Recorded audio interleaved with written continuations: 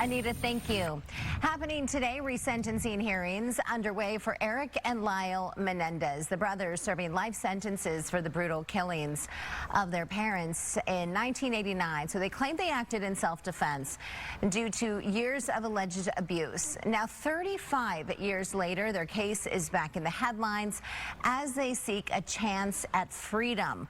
For more on what we can expect here today in court, Josh Kolsrud, a criminal defense attorney here in the Valley, joins us now in studio. Good to see you, Josh. Good to see you too. Yeah, give us, if you can, some background. How did we get here with this case? We've been chatting about it since November, on and off, because the court case dates have shifted here and there. Sure. So the Menendez brothers were convicted of first-degree murder about 35 years ago, and they were sentenced to life in prison without the possibility of parole. And they went through the appellate process, and the appellate courts and then the Supreme Court denied their request to have a resentencing. Now, California since then has passed a new law where the parole board can review cases where defendants were sentenced without the possibility of parole, especially if they were under the age of 26.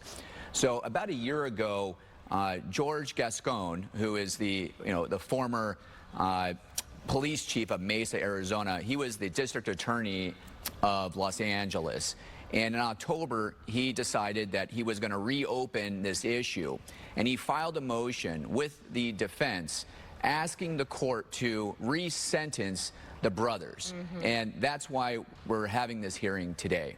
What should we look for when we watch this case here? And do you expect them to be released? From some of the things that we've heard, you know, TMZ did this big investigative piece and interviewed the brothers and interviewed the prison and the prison workers.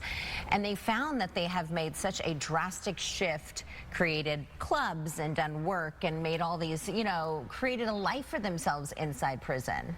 Sure. So the defense has indicated they're actually going to ask the judge to sentence the brothers to voluntary manslaughter. If that occurs, they will be released today. Now, there's very few of us in the legal community that actually thinks that's going to happen. Okay.